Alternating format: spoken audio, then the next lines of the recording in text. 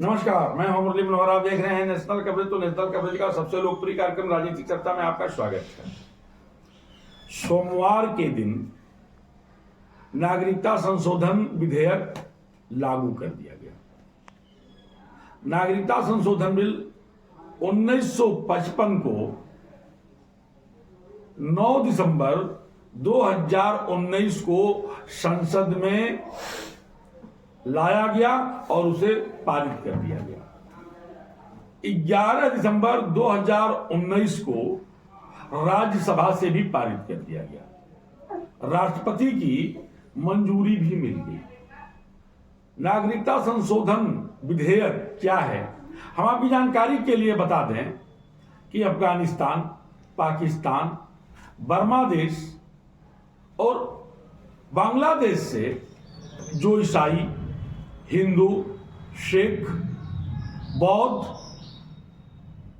वहां के सताए हुए लोग जो भारत में आकर के शरणार्थी हैं और भारत में हैं 2014 के पहले से, उनको अल्पसंख्यक नागरिकता देने के लिए यह एक लाया गया बिल है, जिसको कल सोमवार के दिन पूरे देश में लागू कर दिया गया। बिल 2019 में लागू किया गया। मंजूरी भी 2019 में ही उनको मिल गई, लेकिन 2024 के चुनाव के ठीक पहले, जब पूरा देश लोकसभा के चुनाव में जा रहा है, इस बिल को पूरे देश में लागू कर दिया गया। इसी पर चर्चा करने के लिए आज हमारे साथ जो है भारतीय जनता पार्टी युवा मोर्चा के मऊ जनपद के निवर्तमान जिला अध्यक्ष जलद सिंह जी मौजूद हैं। आइए हम आपसे बातचीत करते हैं। जलद जी, आपका नेशनल कवरेज में बहुत बहुत स्वागत है जी। 9 दिसंबर 2019 को लोकसभा और 11 दिसंबर 2019 को राज्यसभा में नागरिकता संशोधन बिल पारित कर दिया गया जी, लेकिन लागू करने में लगभग 6 साल लग गए। 24 में जो है 5 साल लग गए। 24 के जब चुनाव का समय एकदम करीब आ गया, कभी भी चुनाव की तिथियों की घोषणा हो सकती है, तो इस बिल को जो है पूरे देश में कल सोमवार को लागू कर दिया गया। क्या इससे राजनीतिक लाभ लेने का कवायद है? नहीं, ऐसा देखिए, राजनीतिक लाभ का इसमें विषय नहीं है। भारतीय जनता पार्टी जब 2019 का जो एक तरह से जो घोषणा पत्र जब तैयार कर रही थी, और जब उसको हम लोगों ने कहा कि जन संवाद पत्र है, और लोगों से जब बातचीत करके क्या क्या हमारी जरूरतें थी, उस विषय को जब लागू कर रही थी, उसी घोषणा पत्र में भारतीय जनता पार्टी ने यह दिया था कि हम सीएए कानून लागू करेंगे। और चूंकि ये हमारी प्रतिबद्धता है, हमारी उसके प्रति निष्ठा है, और आपने देखा होगा कि पिछले दिनों में चाहे वो बड़े से बड़ा विषय हो, जिस पर कि तमाम लोग और तमाम विश्लेषक, तमाम राजनीतिक पंडित ये कहते थे कि भाजपा ये नहीं कर सकते, ये हो नहीं सकता, ये असंभव है, तूफान मच जाएगा, बवाल मच जाएगा, लेकिन भारतीय जनता पार्टी ने उन सारे बिलों को भी उसके पहले लागू किया। लेकिन चुनाव के ऐन मौके पर क्यों इसको लागू किया गया? एक बार पहले भी लागू हो सकता था। एक बार लागू किया जा चुका था अध्यादेश के रूप में, आपको ध्यान होगा तो लागू किया गया। और तमाम विपक्षी लोगों के बहकावे में कि यहाँ के जो भारत के ओरिजिनल मुसलमान हैं, जो यहाँ के बासिंदे हैं, जो यहाँ के निवासी हैं, वो यहाँ उनकी नागरिकता खत्म हो जाएगी, ऐसा आडंबर, ऐसा बवंडर फैला दिया गया।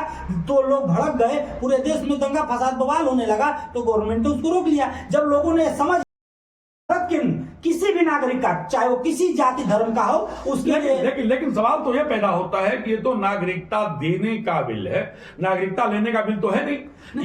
ये तो बांग्लादेश, अफगानिस्तान, पाकिस्तान के वो तमाम हिंदू, सिख, ईसाई, पारसी, जैन, बौद्ध जो लोग वहां के सताए हुए हैं और भारत में आकर के शरण लिए हैं, उनको नागरिकता देने की बात हो रही है। नहीं जी, बिल्कुल आपका कहना बिल्कुल सही है। लेकिन जब सीए पहली बार लाया गया, तो उस समय लोगों ने ये नहीं बताया, लोगों ने एक भ्रम की स्थिति पैदा की कि जो यहाँ के अस्थायी बासिंदे हैं, जो यहाँ के नागरिक हैं, उनकी नागरिकता खत्म हो जाएगी। ये आडंबर फैलाया गया। और आप जानते हैं, अफगानिस्तान में, पाकिस्तान में और बांग्लादेश, ये धर्म के आधार पर बने हुए देश हैं। वहाँ एक मुस्लिम जो समुदाय के लोग हैं उनका देश है, उनके नाम पर घोषित है। तो जो वहां अल्पसंख्यक हैं, जो प्रताड़ित हैं और शरण लेकर के भारत में रह रहे हैं, उनको ये नागरिकता देने का। और आपसे मैं कहना चाहता हूं, आप देखे होंगे कोरोना के काल में जब पूरे विश्व में महामारी फैली, देश में भी महामारी फैली,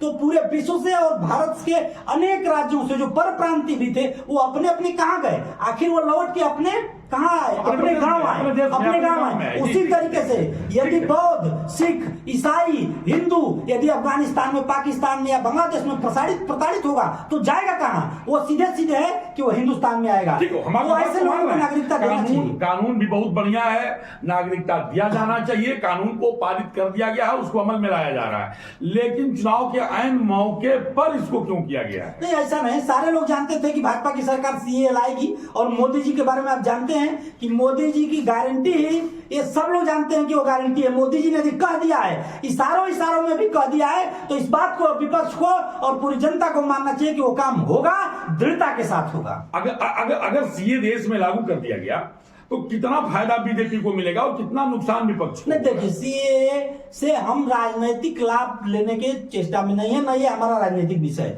हम जो चुनाव में जा रहे हैं उसमें हम राष्ट्रवाद और विकास के मुद्दे पर लड़ने जा रहे हैं। 70 साल बनाम मोदी जी का 10 साल का कार्यकाल आप उठाकर देख लीजिए, उस पर हम चुनाव लड़ने जा रहे हैं। सीए हमारे लिए राजनीतिक विषय नहीं है, ये हमारे लिए एक चुनाव के एक दिन पहले जो है सीए लागू किया गया। नहीं, ऐसा नहीं। विपक्ष कह रहा है कि तमाम मुद्दों से जनता का दिमाग भटकाने के लिए जो है सीए लाया गया है। विपक्ष तो धराशायी हो गया, विपक्ष के पास कुछ रह ही नहीं गया। आप देखिए पूरे देश में विपक्ष खत्म हो गया है, और भारत के विभिन्न प्रांतों से भारी मात्रा में तमाम सहयोगी दल भाजपा से जुट रहे हैं। पुराने एनडीए के लोग भाजपा में आ रहे हैं, तो विपक्ष के पास कुछ कहने के लिए है ही नहीं है। वो कहेंगे क्या? उनके पास न नीति है, न नेता है, न नियति है, तो वो तो ये सब विषय कहेंगे ही। लेकिन हमारे पास कमिटमेंट है कि नहीं, हम सीए पर कानून लाएंगे, तो ला दिया मोदी जी ने। और कानून तो पहले ही बना दिया था, लागू करने में थोड़ा आडंबर के कारण देरी हुई थी, वो अभी हो गई।